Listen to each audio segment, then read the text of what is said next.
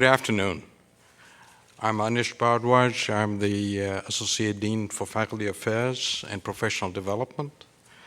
We are delighted to have the second annual meeting of Academy of Master Clinicians this afternoon.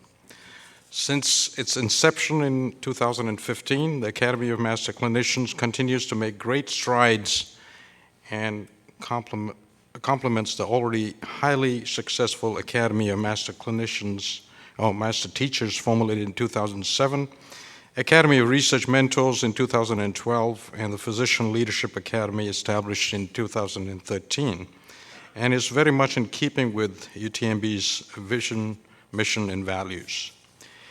UTMB clinicians are innovators and leaders in their fields, and the Academy of Master Clinicians recognizes and celebrates their contributions while at the same time strengthening UTMB's commitment to leadership in patient care for the future.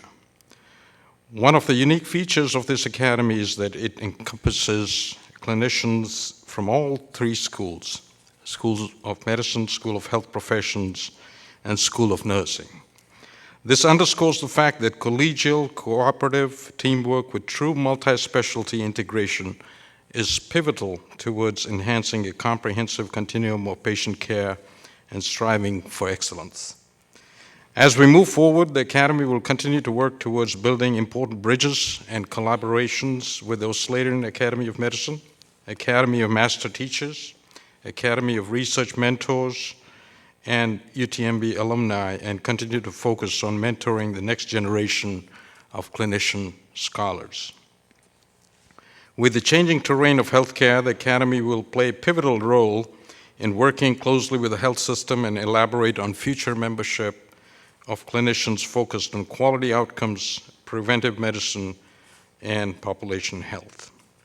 At this time, I would like to introduce this year's speaker and guest lecturer, Dr. Paul Kuehnert. He is Assistant Vice President for Program Staff, providing leadership and management support across programmatic efforts to build a culture of health at Robert Wood Johnson Foundation. Previously, Dr. Kuehnert directed Robert Wood Johnson Foundation initiatives focused on public health and bridging health and healthcare for the foundation. Coming of age in the 1960s with parents who were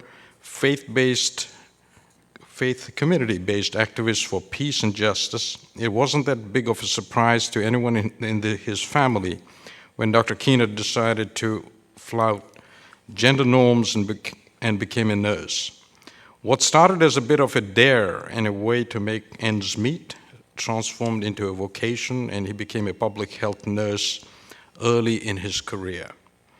Serving children and parents in St. Louis Head Start program ignited his passion for community-focused health promotion and advocacy, a passion that just won't quit. Prior to joining the foundation in 2012, Dr. Kuehnert led both governmental and community-based organizations in order to help people lead healthier lives. In the late 1980s, he was the founder and later CEO of Community Response Inc., one of Chicago area's largest housing, nutrition, and social service providers for people living with HIV and AIDS. He moved to Maine in 1999 and served in the state health department, leading the development of a regional public health system and becoming deputy director of the department in 2005. Most recently, he was the county health officer and executive director for health in Kane County, Illinois, a metro Chicago county of 515,000 people, where he initiated and led Making Kane County Fit for Kids, a public-private partnership to reverse the epidemic of childhood obesity. Dr. Kuehnert is a pediatric nurse practitioner and holds the Doctor of Nursing, practice in executive leadership, as well as the Master of Science in Public Health Nursing degrees from the University of Illinois at Chicago. He was named a Robert Wood Johnson Foundation Executive Nurse Fellow in 2004 and became a Fellow in the Academy and the American Academy of Nursing in 2015. True to his St. Louis roots, Paul is aficionado of the world champion Cardinals. When there is no baseball to be had, he enjoys watching old westerns starring the like of James Stewart, a hero who can resolve social justice issues in 2 hours or less. Please join me in welcoming this year's speaker, Dr. Kuehnert, whose talk is entitled Excellence, Ethics, and Community, Sustaining Commitments as a Master Clinician. Dr. Kuehnert.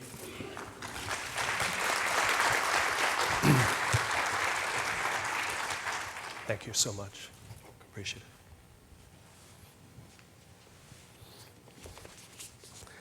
Well, good afternoon, everyone, and thank you so very much for the kind introduction. And I really have had a wonderful day here in Galveston on your campus, meeting so many people, getting to see so many sites, and I deeply appreciate the hospitality. I really want to start by centering in on those of you that are being inducted into the Academy this afternoon. It's such an honor and a privilege to be with you during this moment.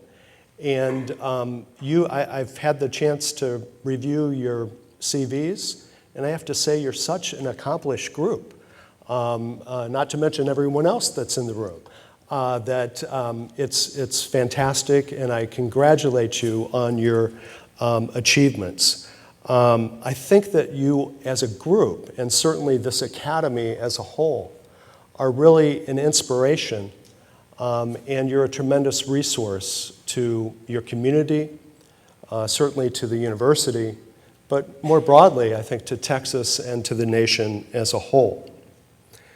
So, as we start this afternoon, I recognize that we all come into the room coming from different backgrounds and disciplines. But I think that we share something in common. And that is that I think when we think and reflect upon the second day that Mark Twain refers to here, the day that we figured out why we were born, probably the common ground for all of us is that it has so much to do with taking care of people, helping people get healthy or stay healthy. And that's really what we do in healthcare each and every day. And for all of us in this room this afternoon, this means that it's much more than a job. It's our vocation, and it's our calling. Now, here, President Mandela is speaking about the importance of talking to people in their native languages and their native dialects. And I think the same is true when we understand this quote and kind of think about it in terms of how it applies to us when we speak to each other and to our students. So I think that if we speak only of our skills and our intellectual accomplishments and orientations, that's important, and we certainly understand the language. But when we speak about our hopes and our dreams, what motivates us to do what we do, that speaks to our hearts. And it helps us really communicate and talk about in a meaningful way with our students and with each other and connect our hearts with our vocation, our purpose. And I believe that those of you that are being inducted this afternoon, that it's your commitment to your vocation that has obligated you to have a focus on excellence. And so you four have achieved a remarkable landmark today, to be designated a master clinician. And I think that this honor, now that you've achieved it, requires even more of you than perhaps when you applied and you were thinking. So before we get into the celebration part of this afternoon, what I'd like to do is reflect with you a little bit on what the requirements may be now for you as master clinicians. And I'd like specifically to explore your commitments around leadership, ethics, and community. And then I'm going to conclude with some thoughts about what you can do to sustain your commitments. And again, I want to direct it to the new members of the Academy, but it's certainly something that I think applies to all of us in the room this afternoon. But let's start with thinking about how the new members of the Academy, how you all got here today. So as I understand it, you were nominated. You provided documentation regarding how you met what appears to me to be a very, very comprehensive list of criteria. Now, I pulled this right down from the website, so it has to be true, right? It was on the internet. But these are the criteria. And then you had supporting documentation from folks that said, yes, indeed, you met these criteria, letters of recommendation. Your application was reviewed and deliberated upon by the nominations committee, and then you were accepted. So that was pretty easy, right? Well, I know that it wasn't easy. It was hardly easy. Because you were selected not because you just met these criteria, but you didn't even meet them most of the time. It's just, as I read the criteria, what stuck out to me is that it requires you to be consistently outstanding in meeting these criteria. Consistently outstanding. So consistently outstanding in terms of demonstrating superior knowledge, innovative strategies, and methods. Consistently outstanding in raising clinical standards, exhibiting excellence in judgment, integrity, relationships, ethics, collaboration, elevating performance, and improving quality. And doing all of this with your colleagues, with teams, with patients, with families, with students. So this is just so very, very impressive. And I think it's particularly impressive to think about doing all these things in a consistently outstanding way in these times in healthcare. Times that have been described as volatile, uncertain, complex, and ambiguous, all at the same time. So this title, Master Clinician, also conveys on you a recognition as a leader. Now, I know that not everyone is a positional leader. In other words, you're not a formal leader, but each of you is a leader in your institution and in your community. Because leaders are those that act with intention around this set of attributes. Leaders articulate a clear vision. Leaders take an unambiguous stand for making that vision a reality. Leaders effectively communicate with others to motivate them and mobilize them to action. And leaders sustain themselves and their followers to renew both the vision and their commitment to it. Now, much of what we do as leaders, I think, depends on our ethics. And this is why your integrity and your ethics are key criteria to be UTMB Master Clinicians. So broadly speaking, ethics is the set of values, principles, ideals, and rules that a group of people hold dear. Now, the bioethicist Cameron here defined ethics as really a reflection on morality. And as healthcare leaders, we become engaged in this process of reflection on morality because we accept invitations to take uncertain journeys. These invitations come from our patients and their families, from our team members, and from our students. They are uncertain journeys because they are health journeys. That means that they're journeys along the life course. They involve pain and joy, suffering and celebration, uncertainty and understanding.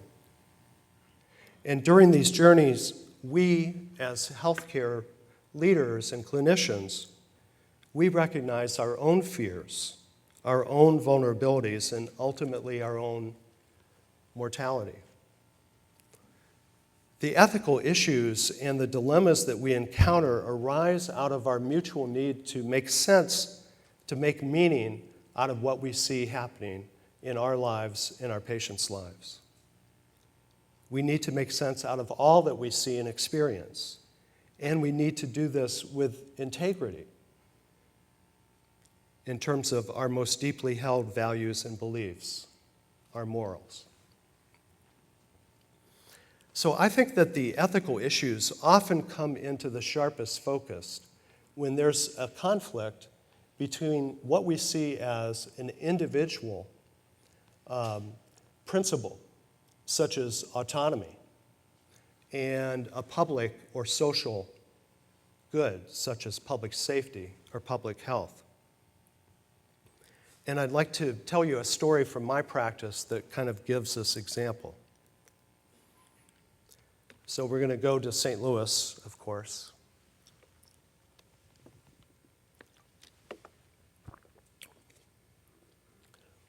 So let me just set the stage a little bit.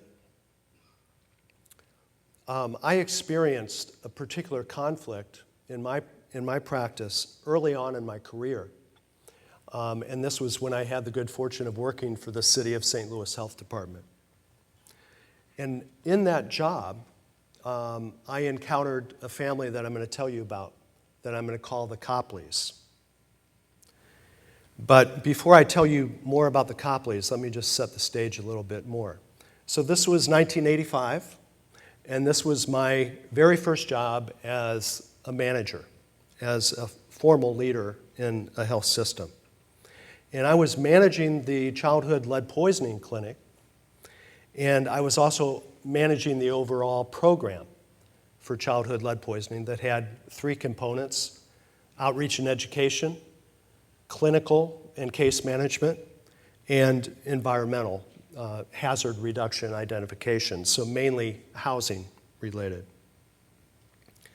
Now, lead poisoning exposure, as probably most of you, if not all of you, know, has been very widespread in our country among children, especially among children that live in poverty.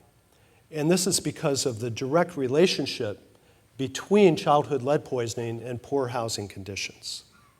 So poor housing conditions lead to exposure to old peeling paint, which, if it has lead in it, actually is sweet. And peeling paint also becomes very minute chips, get into the house dust, gets into the soil, so it really permeates the environment of the child. Poor housing also sometimes means poor plumbing, deteriorating plumbing that can lead to lead in water as well. Now, we all know that lead is a neurotoxin, and there are no safe levels of lead in children. The only safe way to treat lead poisoning is actually to prevent it. But we've always had limited resources to prevent and treat childhood lead poisoning. So how have we as a society managed that? Well, basically through public health and through the Centers for Disease Control, we've managed it over time by setting levels of lead in children that we found acceptable. We call them action levels. So in 1985, the action level was 30 micrograms of lead per deciliter of blood. And just for point of reference, in 1991, that was dropped to 10. and in 2012, it was dropped to 5. Just going to point to the fact that, really the only acceptable level is 0, but you have to manage resources. So we had a limited number of inspectors, we had limited number of clinicians. We only inspected houses for kids that had lead levels above 45, and we were treating children with chelation when their levels went to 50. So with that background, let me tell you a little bit more about the Copleys. They were a family of 2 young parents in their 20s and 3 children, all under the age of 4. They were all boys, and as their parents would say, all boy. The boys were constantly in motion, mixing it up with each other, with other kids. They were always into things, always into something.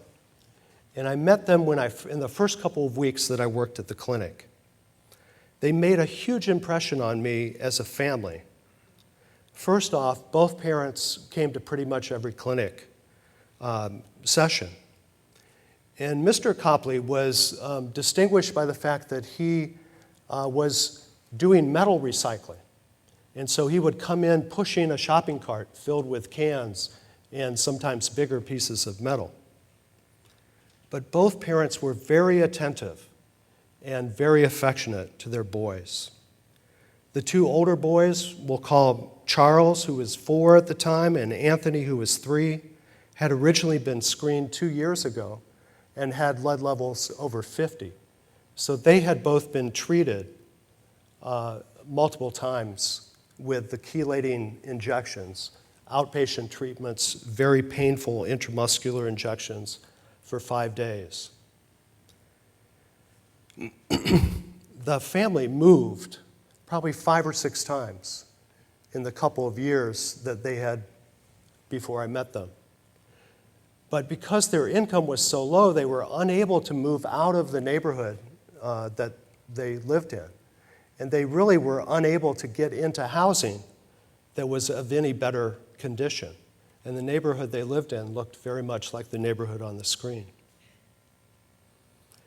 That spring, though, that I met them, both boys were doing pretty well. Their lead levels were right around 40, and their youngest brother, who had just been graduated to having his lead level screened, was only 30, so he was 1 year old.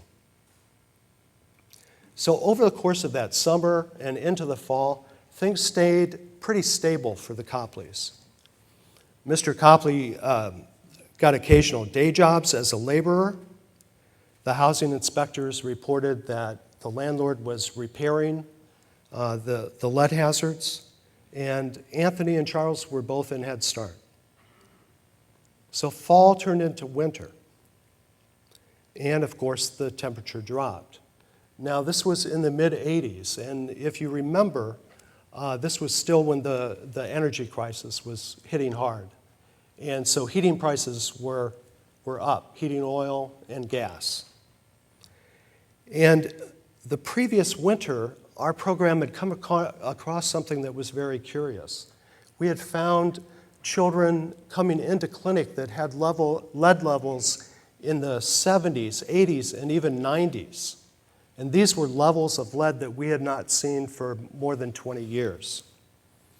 Our investigations found that because of high fuel prices, families were burning wood in their homes, and in particular in poor neighborhoods, some were burning painted wood because they could scavenge it from other homes. And so the painted wood was giving off high levels of lead fumes and ash, and that ash and those fumes got into the house, and the children were poisoned. So based on those experiences of the previous winter, we kicked our outreach program into high gear that fall. We worked through TV, press releases, getting flyers out door to door. We really were trying to warn everyone we could, anticipating that people might be burning wood again. So when the Copleys brought the boys in for a routine follow-up in the middle of January, when it was in the midst of a cold snap. The first thing that I noticed was as they unbundled the boys from their snowsuits, there was just a strong odor of wood smoke. Next, I noticed that Charles and Anthony were unusually quiet. They simply sat there. They didn't get up and run around. And finally, the baby, Gil, really just did not seem to respond hardly at all as his mother undressed him. So the medical director and I hustled the family into the exam room. We drew their bloods and we did quick exams. We got stat lead levels back on them, and all of the boys' leads were above 80. So we got the children transported to the hospital. They were hospitalized for a number of weeks. They were chelated, given supportive care. But unfortunately, all three of these children had neurologic sequelae. Excuse me, I'm battling with a cold. So while the children were in the hospital, as the manager, I ended up having a number of intense, sometimes heated meetings with staff members about the issue of should the Copley parents be reported for child neglect. So our inspectors had confirmed that the family did burn wood. And further, they went out to the house and they found and tested ash in the stove, and it was sky high with lead. And in fact, Mr. Copley showed the inspectors his pile of wood that he had scavenged from around the neighborhood, and it was painted. And he explained that he did that. He really felt he didn't have a choice. He told them that the gas had been cut off. In fact, they'd never had gas. And so he had to use the wood to keep his family warm. So within our team, opinions were very much divided about the issue of responsibility. And first, people would say, well, what really is the parents' responsibility here? Didn't they know better? Didn't they understand? What about the responsibility of the gas company? What about the responsibility of the landlord, the neighbors?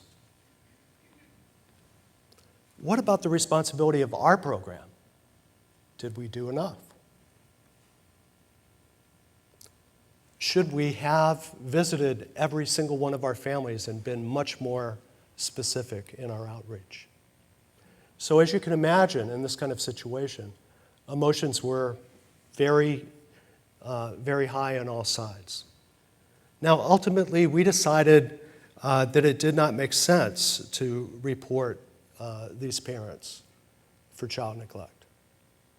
Now, you may or may not agree with that decision, but I think what you would agree with is that this is the kind of story, the kind of experience that we have in healthcare that points to the kind of ethical dilemmas that we face. It points to the issues of, what's the meaning and what are the limits of personal responsibility and of autonomy? How do we balance issues around parents' rights, parents' responsibilities?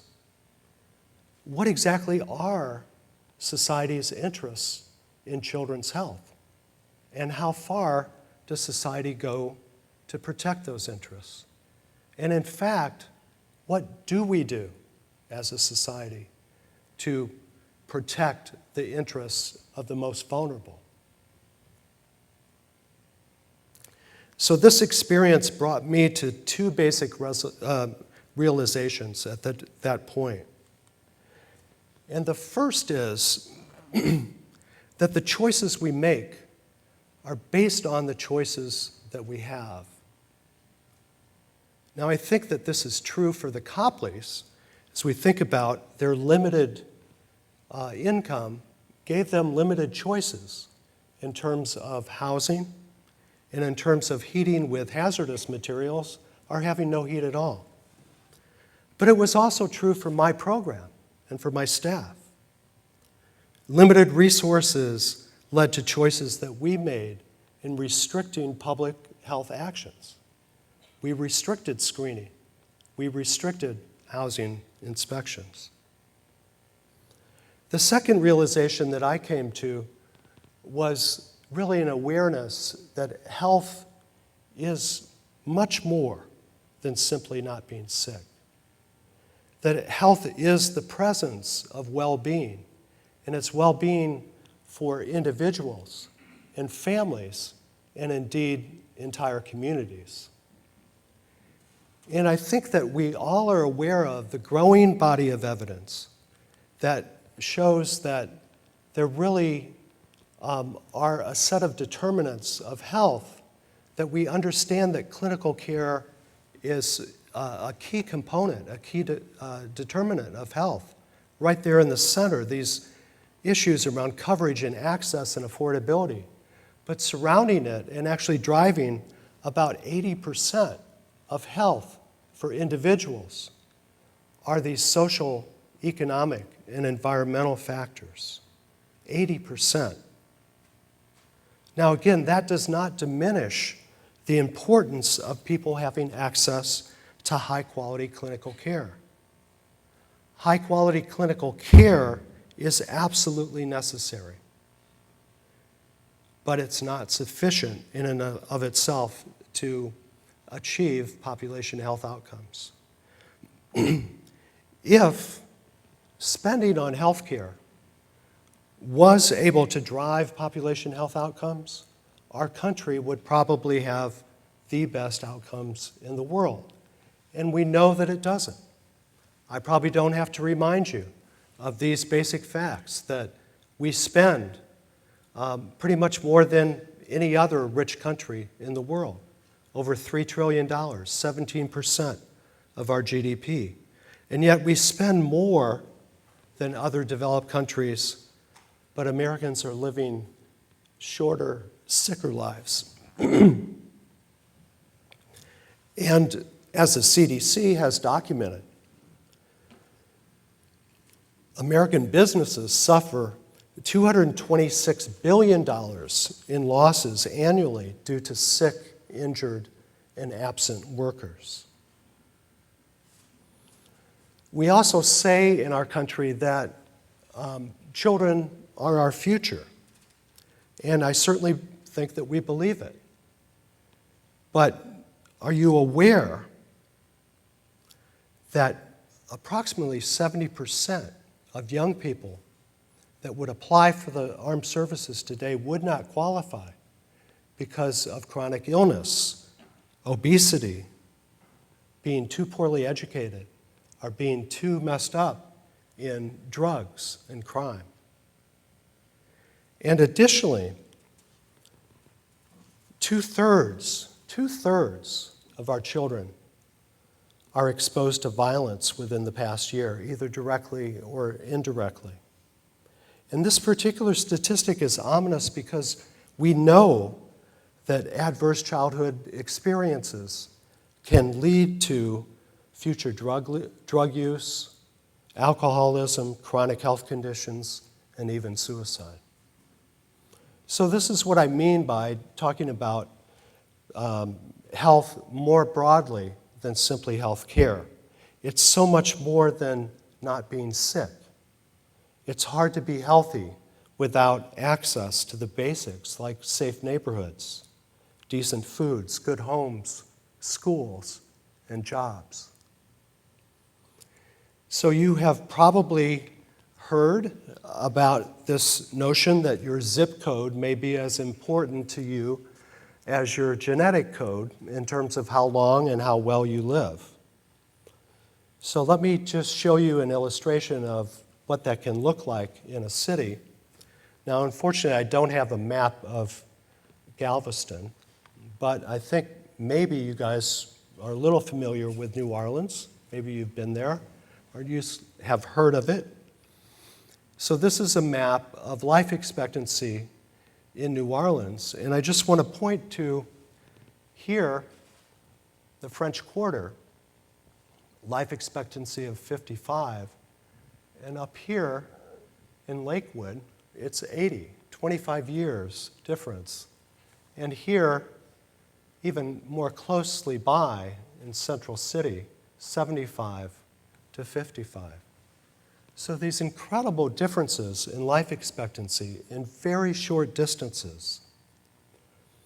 And if you stop and think about 20 years and what that means in terms of a family, children, grandchildren, missed family reunions, missed opportunities.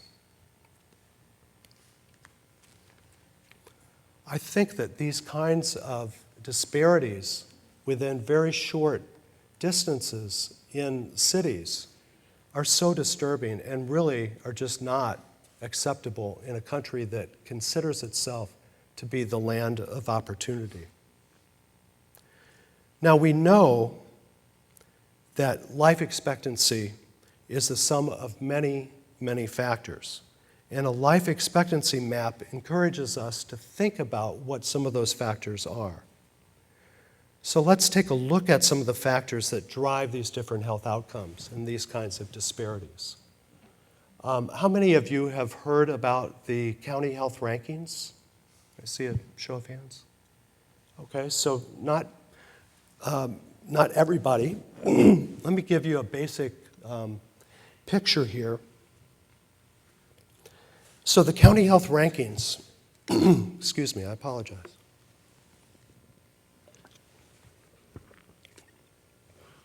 The county health rankings measure and rank the health of nearly every county in our country. And they highlight many factors that, if improved, could help make our communities healthier places to live. Scores are calculated both in terms of health outcomes and health factors. And again, it's based on this model of about 80% of health being determined by non-clinical factors. So the model creates a score, essentially, over a set of measures. And if you're interested in more details, they're all available on our website. But basically, what this does is give a more in-depth score for each and every county in every state around the country.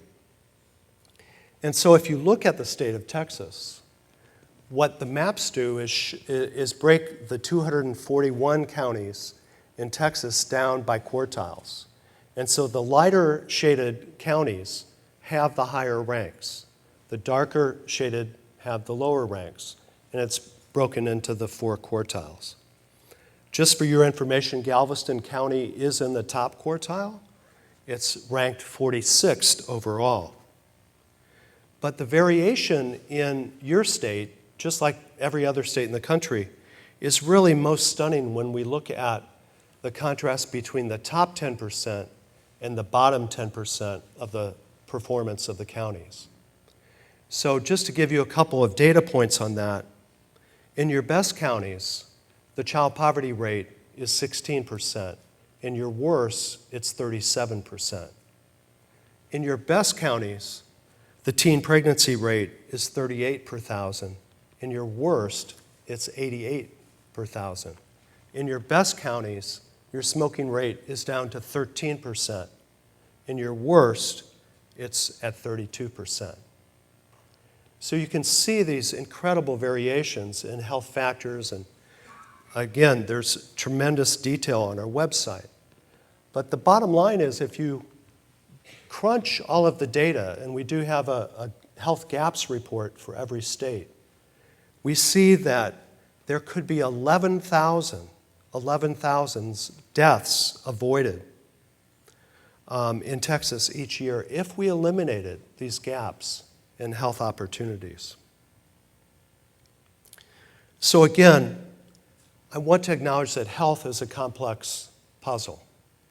And it's a puzzle that cannot be solved by any one individual or any particular organization or any one sector.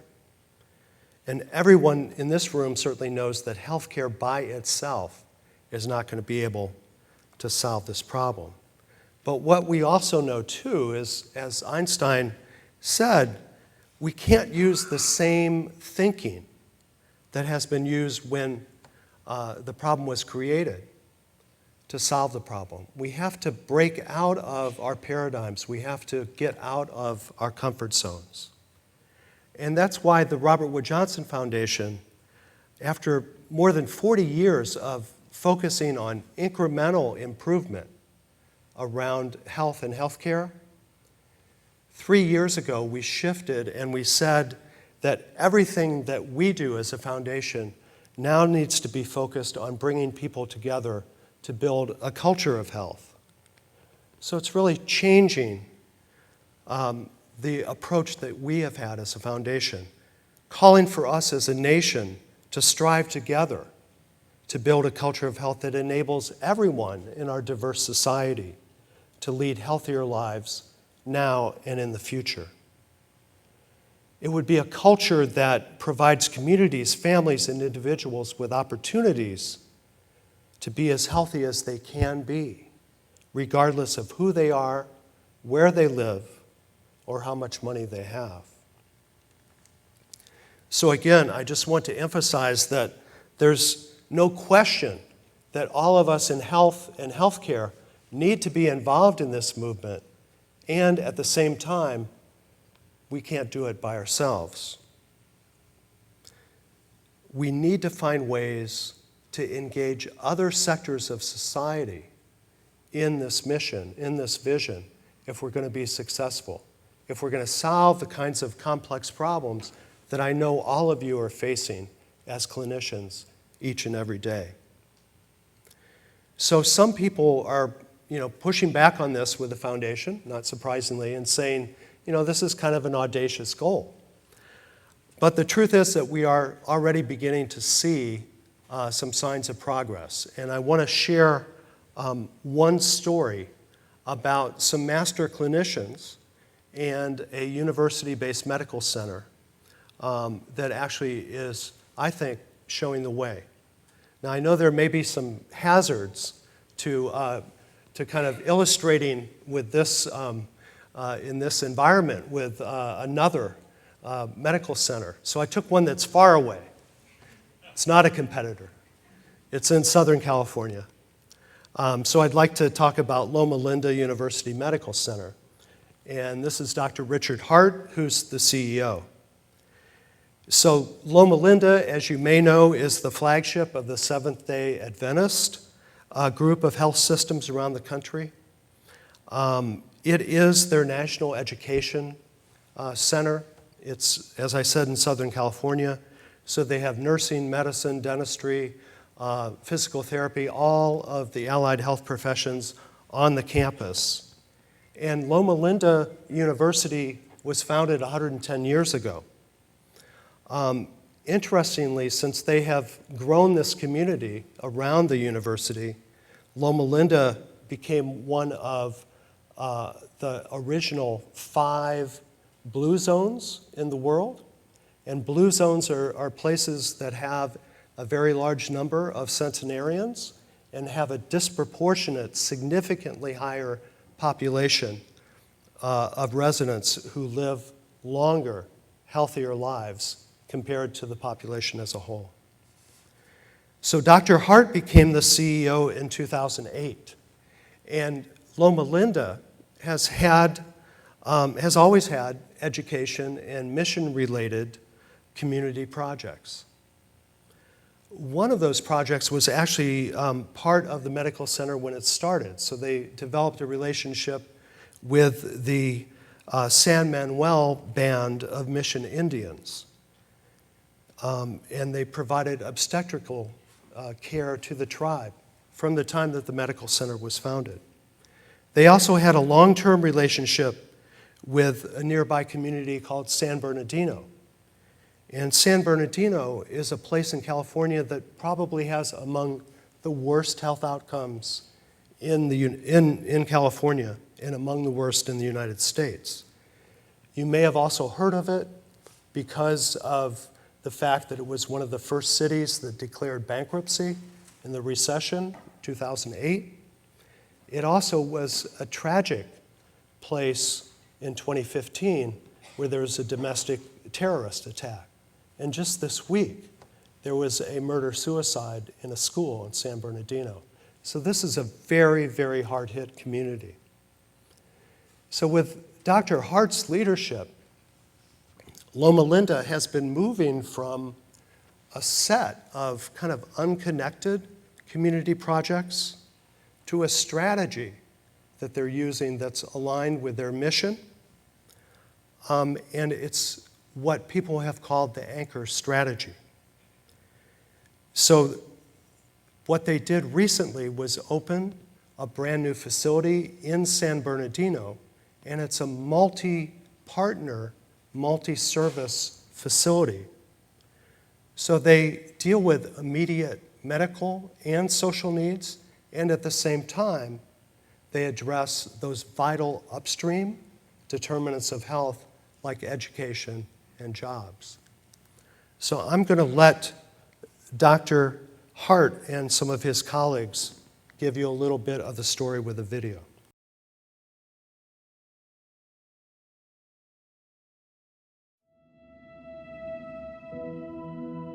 This day has been, in a very real sense, at least 50 years in the planning, probably more likely 110 years in the planning, because this is Loma Linda at its best. And I think the thing that was so unique about this project is we've done a lot of stuff, but typically we do stuff on the hill on our site. The fact that Loma Linda finally says, okay, let's go to San Bernardino. Let's go to a bankrupt city. Let's go to an area that's got gangs, it's got challenges, got all the problems. We want to be part of that city's solution. We love our San Bernardino residents, and we care so much about those families. And we see this as the first steps of healing. Welcome to this much anticipated ribbon cutting ceremony. This is a clinic. This is a clinic that will have some of the best care in the Inland Empire. But by itself, healthcare doesn't leverage a community out of bankruptcy. We need people with job skills that can help to make that happen. And so the concept started coming about, should we not just have a clinic, but let's have a college that can provide job entry skills for our young people. And I can tell you, it was that commitment from San Manuel for that initial $10 million that finally convinced all of us that we could do this. It's about our kids. It's about providing the light at the end of the tunnel.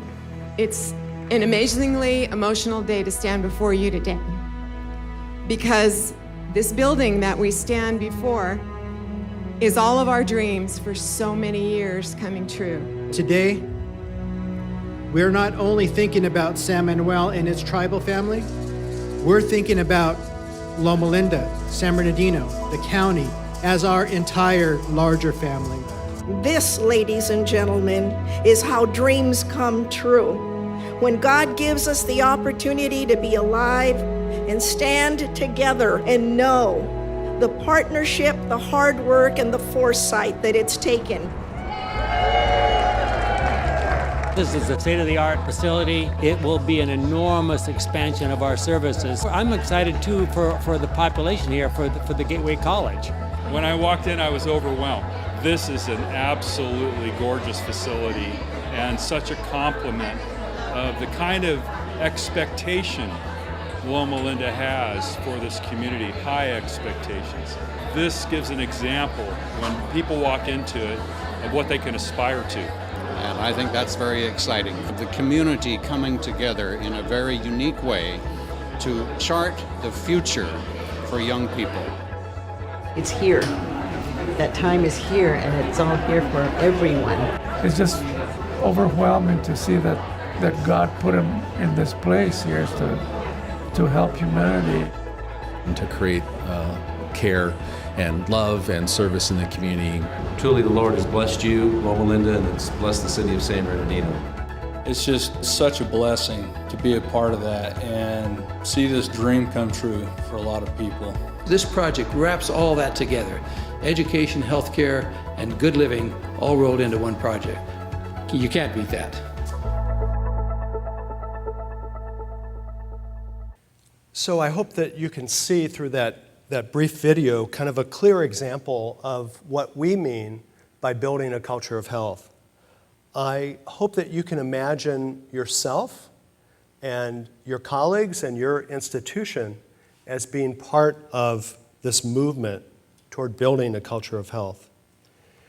We have developed a culture of health action framework that really is not meant to be a model, but an effort to identify some priorities for work to move this vision forward. And we kind of have these 4 action areas around making health a shared value, fostering cross-sector collaboration, creating healthier, more equitable communities, and strengthening integration of health and healthcare services and systems.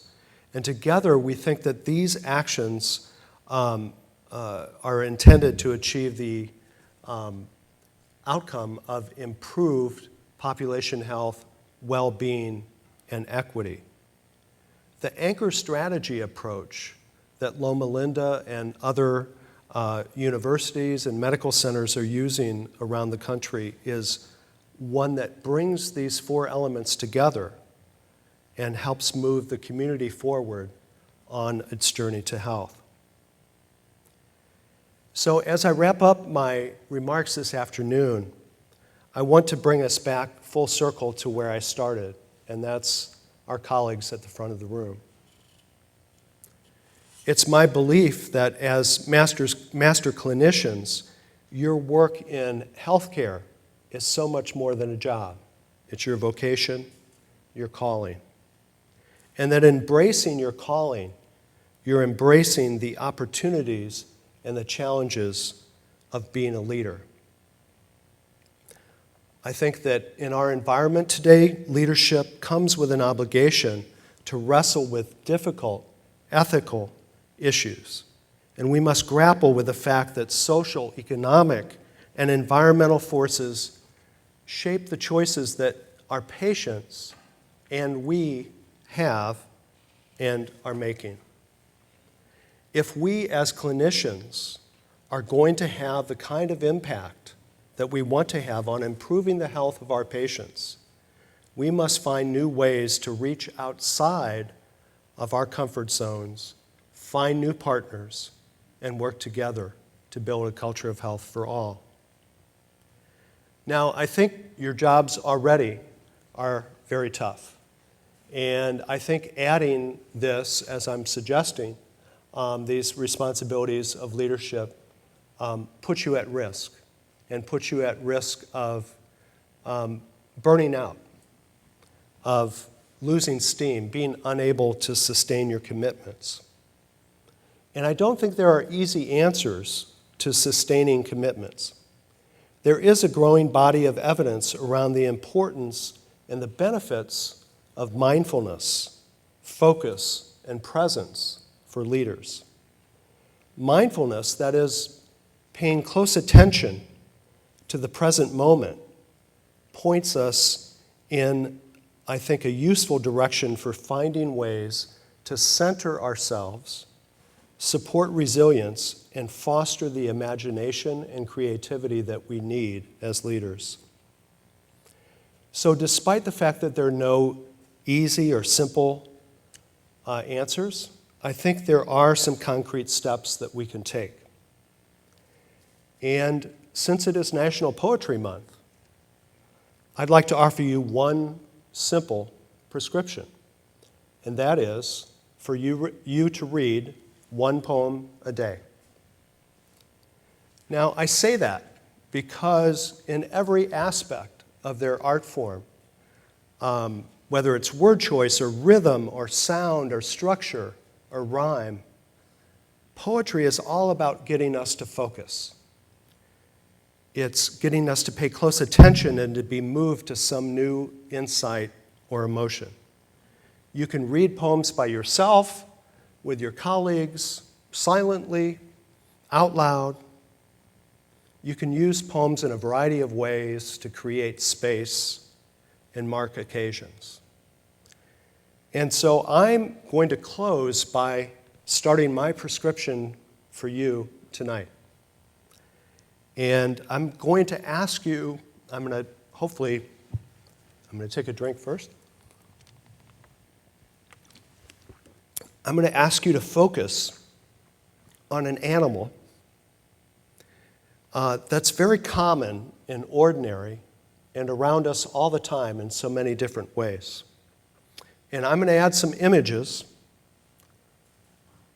to the spoken words that I'm going to read. And this is Wallace Stevens' 13 Ways of Looking at a Blackbird. 1. Among 20 snowy mountains, the only moving thing was the eye of a blackbird. 2. I was of 3 minds, like a tree in which there are 3 blackbirds. 3. The blackbird whirled in the autumn winds. It was a small part of the pantomime. 4. A man and a woman are one. A man and a woman and a blackbird are one. 5. I do not know which to prefer, the beauty of inflections or the beauty of innuendos, the blackbird whistling or just after. 6. Icicles filled the long window with barbaric glass. The shadow of the blackbird crossed it to and fro. The mood traced in the shadow an indecipherable cause. 7. O thin men of Haddam, why do you imagine golden birds? Do you not see how the blackbird walks around the feet of the women about you? 8. I know noble accents and lucid, inescapable rhythms, but I know too that the blackbird is involved in what I know. 9. When the blackbird flew out of sight, it marked the edge of one of many circles. 10. At the sight of blackbirds flying in green light, even the bawds of euphony would cry out. 11. He rode over Connecticut in a glass coach. Once a fear pierced him, in that he mistook the shadow of his equipage for blackbirds. 12. The river is moving. The blackbird must be flying. 13. It was evening all afternoon. It was snowing, and it was going to snow. The blackbird sat in the cedar limbs.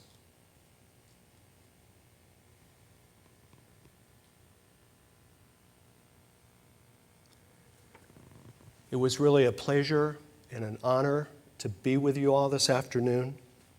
Again, I hope that you will accept my congratulations and my deep appreciation for your commitment and your service. Thank you so much.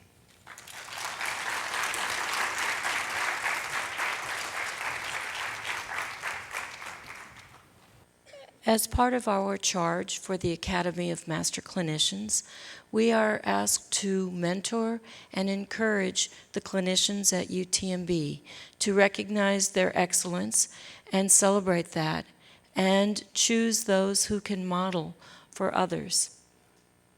As you know, we've started to have the monthly clinician that we honor, who is usually a more junior member of one of our faculty.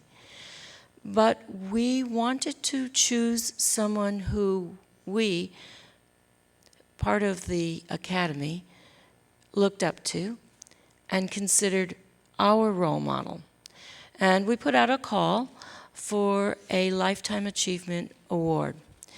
This was intended to be given to someone who has spent decades in their clinical care, whose clinical care is mostly recognized as being at the University of Texas Medical Branch, and someone who brings honor and glory to this campus. We had excellent nominees, and the directors, and I have to recuse myself, as you can understand, being part of that same department. So I did not vote, but the directors were unanimous in choosing Dr. Courtney M. Townsend, Jr. as the first recipient of the Lifetime Achievement Award. Dr. Townsend is probably one of those who bleeds burnt orange. He is a UT Austin and UTMB grad, a graduate of the residency program here in surgery. Like one of his mentors, Truman Blocker, he was allowed to escape very briefly off campus for his surgical oncology fellowship and service in the U.S. Navy. But he was lured back, and he has risen through the ranks, and his leadership qualities have led him to positions not only of leadership here, as in chair of the Department of Surgery, but across the country. And not to bore you with the numerous awards, I will say that it's epitomized by the fact that he's been chosen as president of the Southern Surgical, of the American Surgical, and now currently the American College of Surgeons. Please join me in recognizing, celebrating, and congratulating Dr. Courtney Townsend.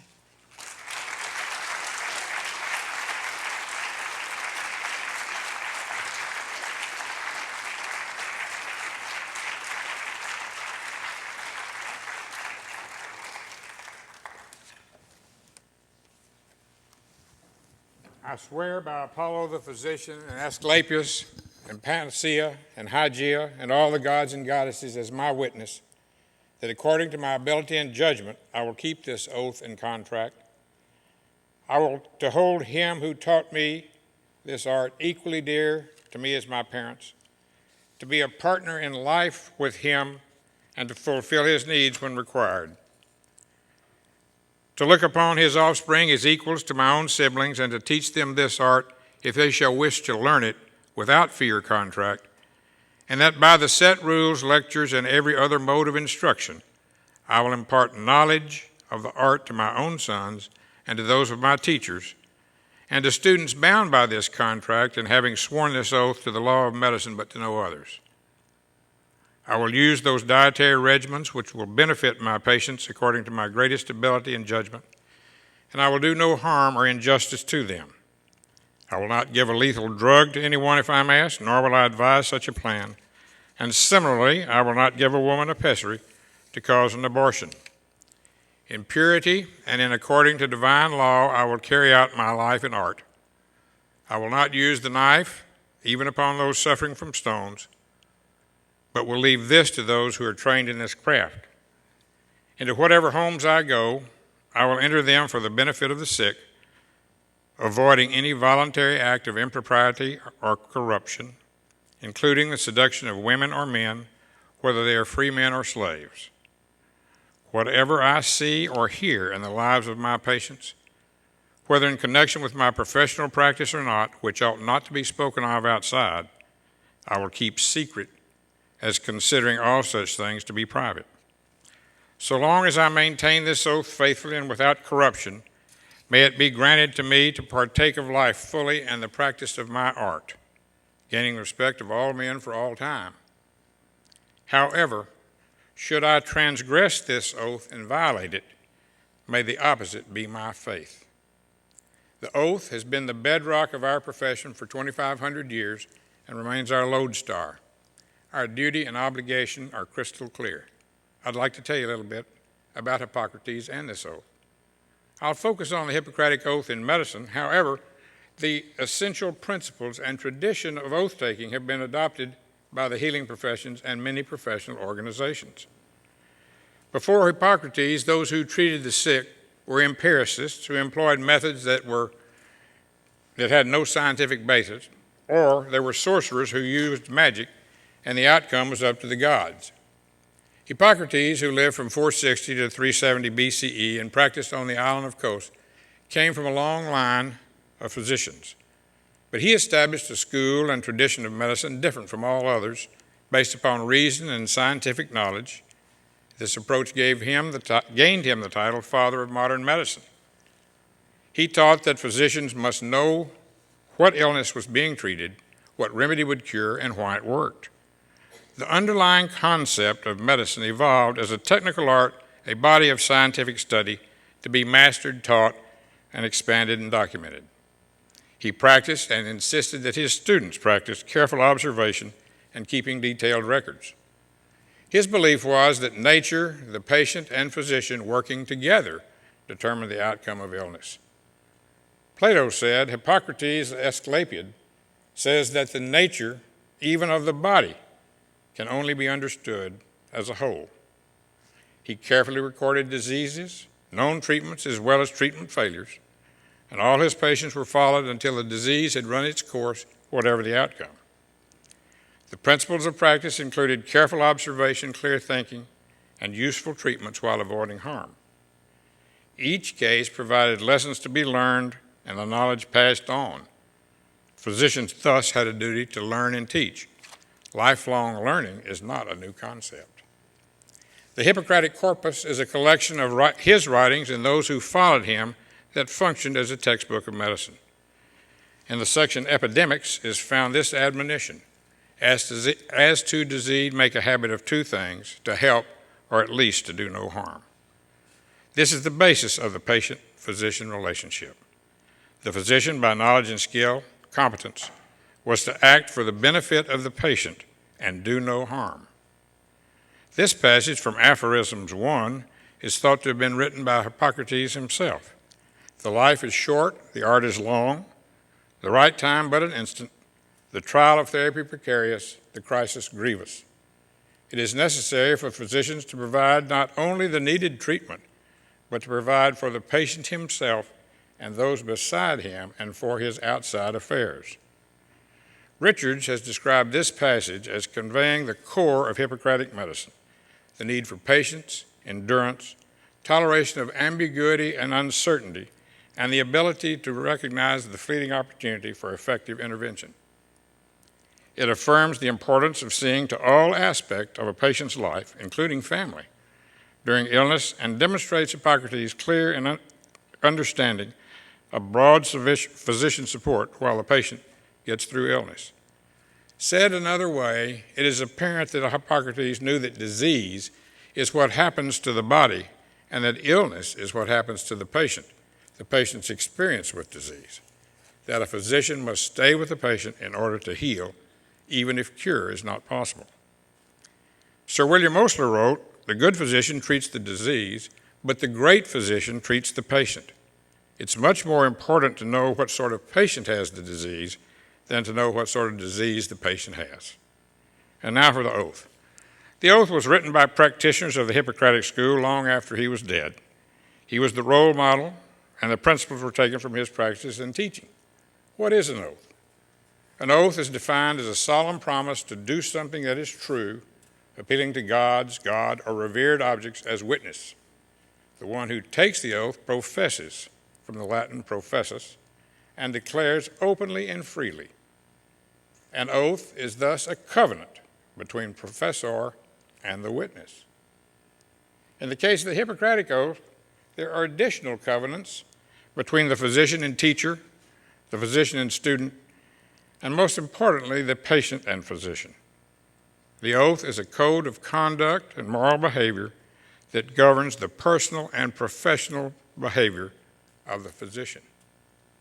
The moral values articulated in the Hippocratic Oath guide medicine and health care today. They are timeless, therefore have survived. Numerous newer oaths exist, including the Declaration of Geneva, the World Health Organization, a modern Hippocratic Oath by Lasagna, the Oath of the Healer by Weinstein, and some medical schools have even crafted their own oath, modernizing the words and trying to make them more relevant. But the central elements of the essential oath have persisted in all of these. Our recognition today of the linkage of the essential truths from yesterday underscores the continuation of the healing profession for 2,500 years. We today find meaning in the concurrence of our ethos with the earliest forebearers in the healing professions. There is comfort in the abiding nature of the principles of scientific healing. This tradition is embodied in and best represented by this oath. Society knows and recognizes that the oath is the covenant between patients and their physicians, the essence of a patient-physician relationship, and that by taking the oath, physicians are unconditionally and inviolably committed to serve their patients to the best of their ability, to do no harm, and that the patient's benefit takes precedence over the self-interest of physician. To distill the oath in all the modern versions, the fundamental and sustaining element, the cardinal principle is, do what's right for the patient. The act of taking the Hippocratic Oath, or any of the others, is an act of commitment to competence, caring, compassion, and confidentiality. It is an expression of medical ethics that requires maintenance of competence through continued learning. There is an explicit requirement for caring for suffering patients and taking responsibility to seek and promote the best interest of the patient, beneficence, and to do no harm, non-maleficence. There is prohibition of practicing beyond the scope of practice, training, or competence, as in the pledge not to use the knife. This concept is certainly relevant today. Trust is the foundation and the glue of the patient-physician relationship. Essential to this relationship is the declaration of preservation of confidentiality, as well as avoidance of temptation to corruption or performance of unlawful acts. There is commitment to preserve and honor the profession and the practitioners that can easily be seen to include all the healing professions today that did not exist at the time the oath was written. The oath concludes with the explicit recognition that if the oath is violated, loss of ability to practice and respect will be the result. Now, why the oath? We in the healing professions are specially privileged individuals with special responsibilities. Patients, when they are sick, when they're vulnerable, when they're exploitable, they seek someone who professes to be a healer. They give us the privilege of taking care of them in the patient-physician relationship, where we must care for them. Patients voluntarily place their lives in our hands. This is the essence of and what differentiates medicine from all other human encounters, this healing relationship between patient and physician. This is made possible by the oath, the covenant that defines our duty and obligation. Patients say, "Here is my life, help me." There is no higher calling. Why today? The importance of passing on medical knowledge and of impressing upon students the importance of standards of behavior and of competence is as great now as it was centuries ago. At the beginning of medical school, there's a white coat ceremony, first practiced at UTMB in 1996, 3 years after it was initiated by the Gold Foundation, at which the students make a declaration of commitment. At medical school commencement, the graduates take an oath. We continue to take the oath and to publicly affirm our unqualified dedication to do what's right for the patient. In discussing Hippocrates and the oath which bears his name, I would be remiss not to mention the 4 principles of modern biomedical ethics postulated by Beecham and Childress in 1979. They are respect for autonomy, beneficence, non-maleficence, and justice. Modern medicine is doing things today based upon the research of yesterday that weren't even thought of when I was a medical student. We must continue to do research today, or the medicine of tomorrow will be only the medicine of today, and we will have failed our grandchildren. As we can distill the essence of the oath written 2,500 years ago to do what's right for the patient, with all the miracles of modern medicine, what we as physicians do, all can be distilled down to 2 things. What we do is we relieve suffering and maintain hope, and hope shouldn't die long before the patient. This award is a tribute to my patients and my teachers. I most gratefully and with abundant appreciation accept it in their honor. Thank you.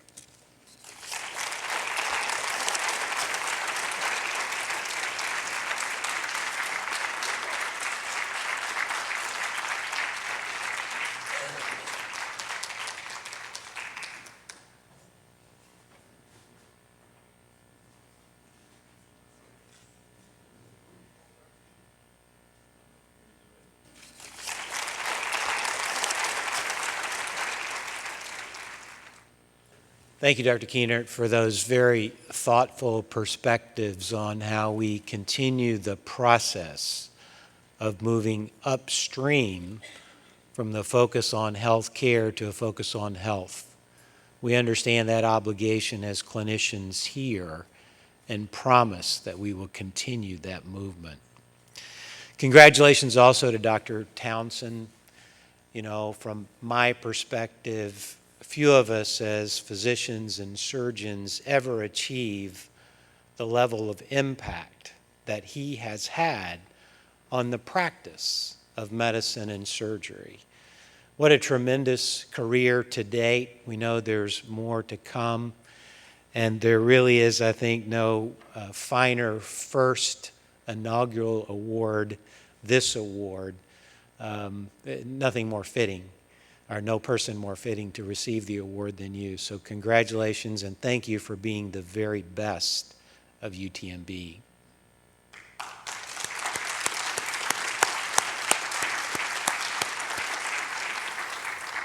And as Dr. Phillips said, my role is to officially welcome all of you to this induction ceremony for the newest members of our Academy of Master Clinicians. As you all know, this academy was launched in 2015 to recognize our most gifted clinicians across the schools of medicine, nursing, and health professions. And of course, academy members epitomize the highest clinical care in terms of skill, expertise, experience, compassion, and efficiency. The purpose of this academy is to foster excellence in patient-centered care and to improve the lives of others, the core of our UTMB mission and the focus since our founding in 1891.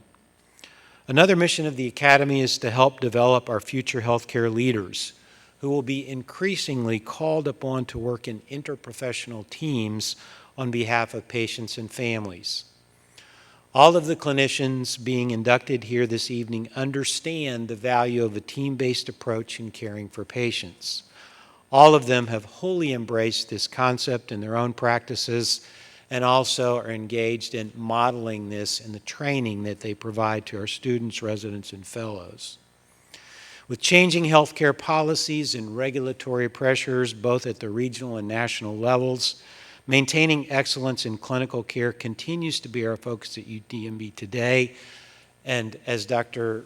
Townsend recommended, this will continue to be our focus forward for the sake of our children and grandchildren and all who come after them.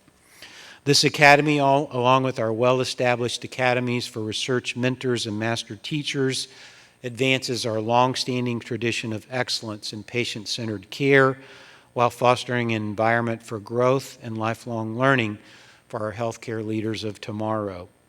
So I offer my congratulations to all of our new members. Certainly this recognition is well-deserved for them. Let me now invite Dr. Danny Jacobs, our Executive Vice President, Provost, and Dean of Medicine, to come forward and continue the ceremony.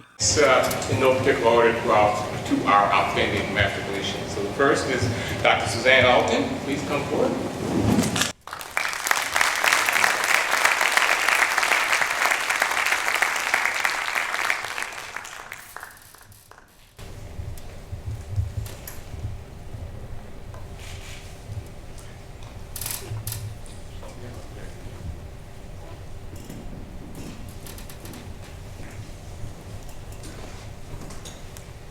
Next is Dr. Annette Galloway from our School of Health Professions. Dr. Galloway.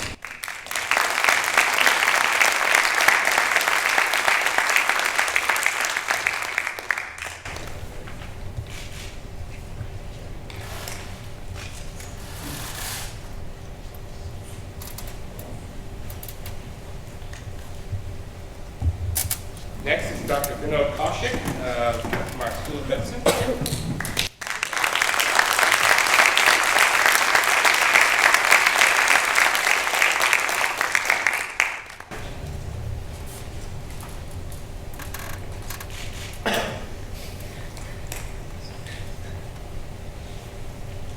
And last, also from our School of Medicine, Dr. Kuehnert.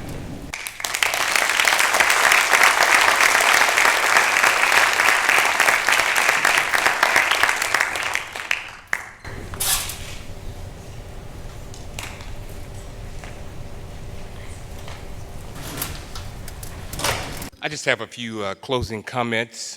First, though, I'd like a round of applause for all of our inductees. One more round of applause. And of course, a round of applause for Dr. Townsend as our inaugural lifetime member. And then as Dr. Kuehnert said, we owe this society and its vision to Dr. Bardwaj, so kudos to him. I'd also, look and applaud him. And then, putting the programs together, bringing distinguished speakers is not an easy task, so I want to make sure that I applaud Dr. Phillips for her leadership as well.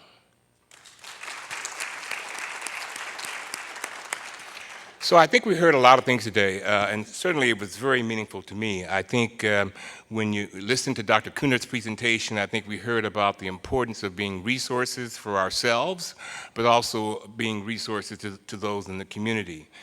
Dr. Townsend also reminded us of the importance of duty, service, altruism as providers, but also of sacrifice. I listened to and learned many things from the presentations, but a couple of things stood out to me. As you heard from Dr. Kuehnert, the criteria are outstanding, they're extensive. But one particular element I think is important, and I think it was emphasized not only by Dr. Kuehnert's presentation, but also by Dr. Townsend. And that's the criterion that talks about elevating the performance of colleagues, co-workers, and trainees through education, role modeling, and mentoring. In this particular age, at this point in our history, I think that's vitally important for us to be successful, particularly as we do everything that we can through teamwork and collaboration to create the environment that promotes health and well-being, the culture of health that he herds, and we do that while attending to the needs of the ill and infirmed.